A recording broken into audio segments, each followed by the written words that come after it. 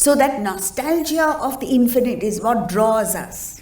Something in us, even the most materialistic person, feels the futility of what he's doing. That must get stronger.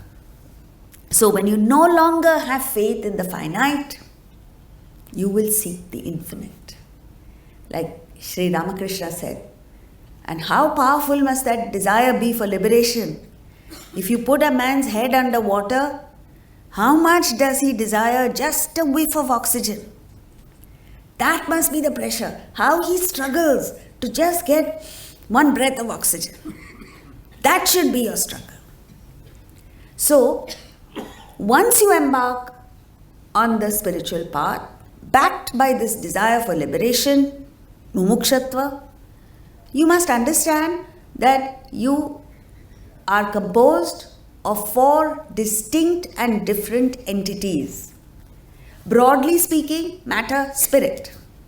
Spirit is Atman, the God principle in each one of us.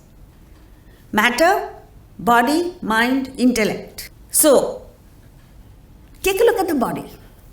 Severely restricted only to the present. The body, let's say for instance, suppose you have had the most delicious ice cream yesterday. Can you enjoy it today?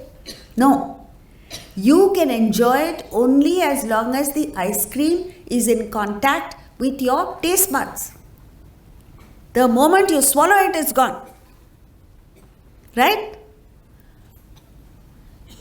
Then you can be happy only when you eat. When I say eat, I don't mean necessarily food. Only when your body is catered to, you can be happy. You cannot be happy when someone else is catered to. And it doesn't multiply when shared.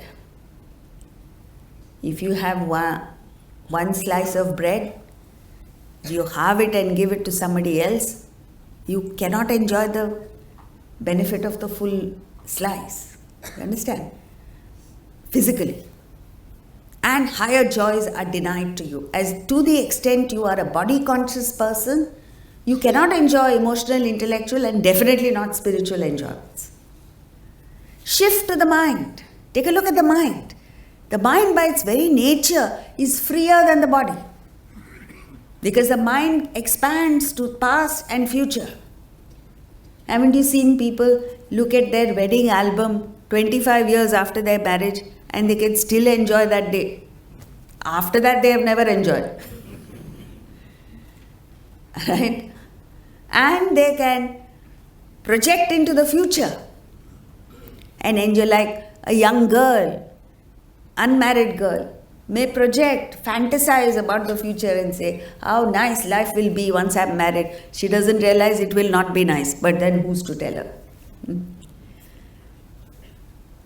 You can be happy even when you are denied. Like, a mother may be starving. When she gets a little food and she gives the entire food to her child who's also not had food, when she sees the child enjoy the food, take a look at her expression. There is an expression of fulfillment. She is happy even though her stomach is not full yet. This is a fantastic ability of the mind, which unfortunately we are not using fully. And there is a multiplier effect. The more people you love, the more people you share with, the more you enjoy. Love doesn't halve when it's shared. It multiplies. And you can enjoy the physical also. Come to the intellectual. It expands to unknown realms. The intellect can stretch to that which is unknown and bring it within the realm of the known. All scientists, all philosophers, all great thinkers have done that. And the intellect can expand to a larger circle. You can include the whole nation, the whole world, all living beings as part of your family. And this is our culture. The Rig Veda says, Vasudhaiva Kutumbakam. The whole universe is one family. You must actually feel that.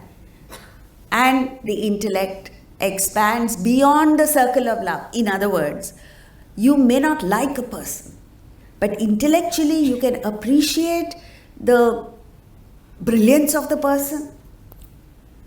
You know, like the other day, I met with a retired Supreme Court judge, a lady, brilliant lady, very humble lady. And she was analyzing, and she was saying, here is a person who's not a very nice person. I wouldn't want to deal with that person. But he's brilliant. You see that? The intellect can appreciate even though the mind doesn't like. And the intellect can enjoy, once you're at the intellectual level, you not only have access to intellectual joys, you have access to emotional and physical also. Now come to the realm of the spirit. It breaks down all barriers. It's all inclusive. World and beyond the world.